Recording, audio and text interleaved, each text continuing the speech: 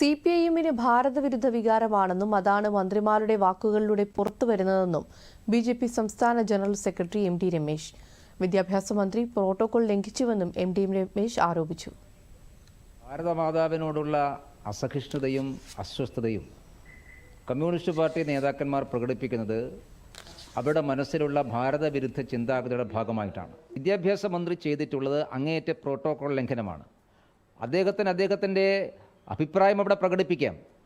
അദ്ദേഹത്തോട് ഭാരതമാതാവിൻ്റെ ചിത്രത്തിന് മുമ്പിൽ പുഷ്പാർച്ചന നടത്തണമെന്ന് ആരും പറഞ്ഞിട്ടില്ല, ആരും നിർബന്ധിച്ചിട്ടില്ല. അത് അദ്ദേഹത്തിന് സാധിക്കുന്നില്ലെങ്കിൽ അദ്ദേഹം മാറി നിന്നാൽ മതി.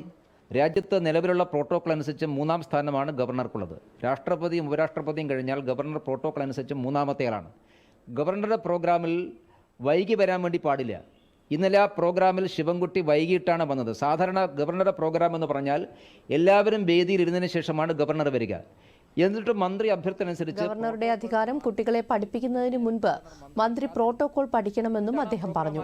CPIഎമ്മിന്റെ മനസ്സിലെ അസഹിഷ്ണുതയാണ് പുറത്തു വരുന്നതെന്നും MD രമേശ് പറഞ്ഞു.